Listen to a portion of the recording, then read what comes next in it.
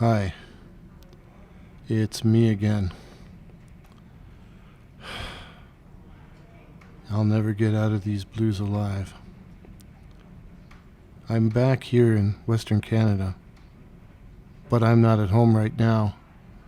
I'm sending this from a coffee shop. It's 3 a.m., but I'm afraid to go home.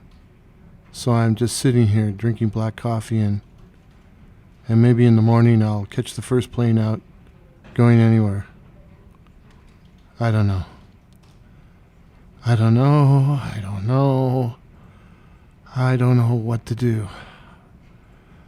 I'm just so tired of running.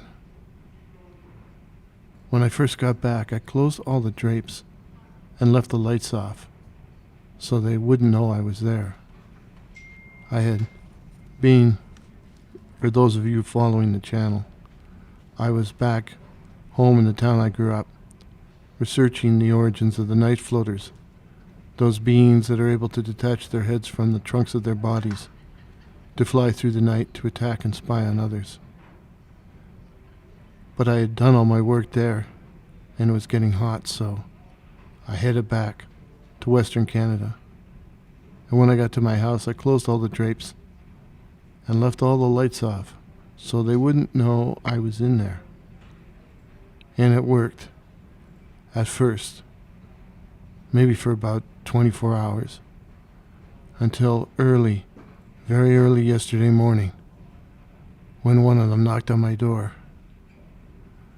I didn't answer, wasn't going to answer, until a voice said, "I know you're in there, Warren, so please let me in. I have things to say to you, and I don't wish to say them standing on your front step." Yeah, I know, it was stupid, but I let him in. I figured I might as well get it over with. Whatever was going to happen was going to happen. It was a tall old man from the town where I grew up. We sat at my dining room table in the dark, and he began saying, "Have you ever wondered why you've interacted with us? With those of us you call night floaters? This has been a pattern for your entire life, has it not?" "Yeah, I've thought about it," I admitted. "Is it because of the floater that tormented me by attacking me in my bedroom when I was 6 years old? And then there was that floater, or at least her body, I found by the train tracks when I was 9. Why do you think these things happened?" I didn't say anything to that. I was afraid to speculate, to where it might lead. His face was in shadow as he leaned forward and said, "It's because you're one of us." I immediately began sputtering denials. "I can't detach my head from my body." He leaned in even closer. "Have you ever tried?" He told me a lot of things then, things I didn't want to hear, didn't want to know. Apparently some are born with the ability to detach their heads from their bodies, but others are initiated into the practice. And once one has tasted flesh or blood, their transformation is confirmed, and they will live on and die as night floaters.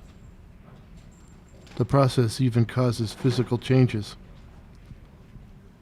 You're heavy and rather fair, but you won't be after you've transitioned. Yeah, that's right. That was the word he used. After I've transitioned. You will become more like us. Dark, thin, furtive, and ugly, I would have added, but I was keeping my mouth shut. Ugly, physically and spiritually. Unclean.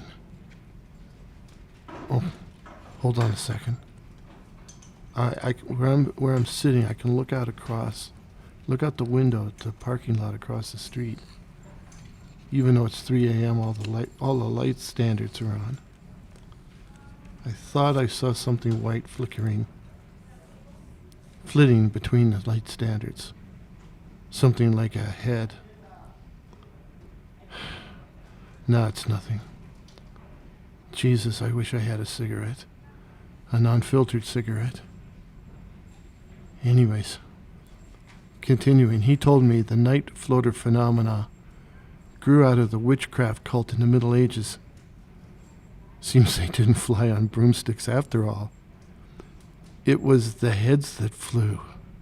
Their heads. He told me many other things, but I stopped listening to him and began chanting in my head. 1 steamboat, 2 steamboats, 3 steamboats, 4 steamboats, to try and drown him out. Finally, I couldn't take it anymore. I jumped to my feet and said, "Get out. Get out of my home." He didn't argue, and while I couldn't see his face, I was sure he was smirking. "All right. We'll see you when you're ready. We'll be right outside." And then he was gone. They were outside for a while. Whenever I looked through a crack in the curtains, I could see their heads hovering or flitting around my windows. But they were silent. And eventually they left. Once I knew they were gone, I got in the car and fled. I drove aimlessly around the midnight streets before winding up in this coffee shop with all its night people, the people that God has forgotten. And I sit here, looking out the window, waiting for dawn, drinking black coffee, and I wish I was also smoking cigarettes like that old blues song. Will I do it? Make the transition and become one of them? Become a night floater? Can I resist?